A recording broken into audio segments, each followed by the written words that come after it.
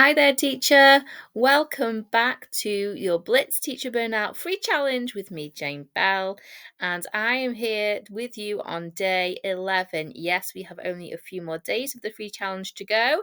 Don't forget, you can go back on my YouTube channel to go through days 1 to 10 at any point. They're going to live there permanently.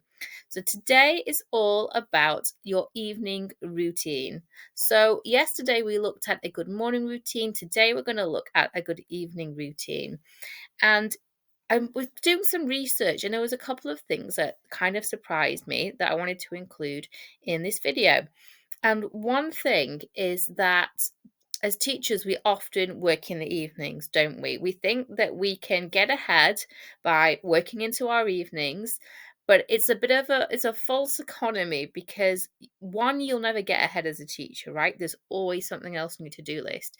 And also by, your bedtime creeping later and later, you're not getting, that 7, 8 solid hours sleep that you need to feel on top of your game, energized and awake the next day.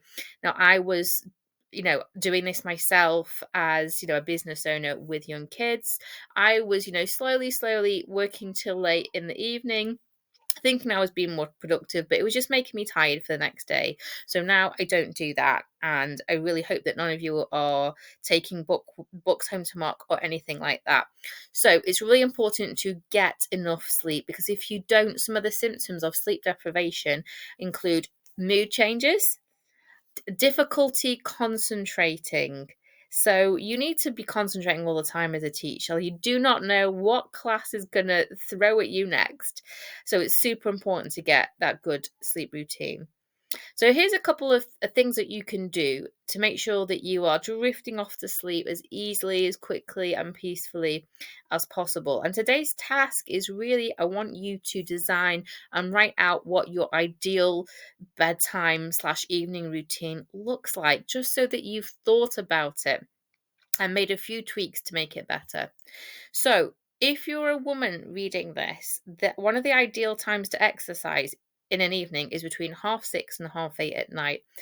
For women, this is proven to boost mood, and also it helps with your upper body strength and mass and muscle building, according to weight training scientists. So if you're going to go to the gym or you're going to exercise at night, make sure it's in that time slot to be extra beneficial to you.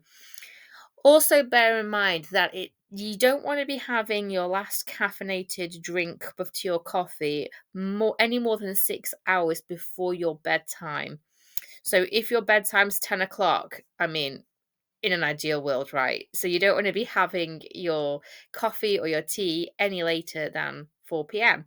So, work backwards 6 hours from when you normally go to bed, and that's when you should be having your last drink of caffeine, no later than.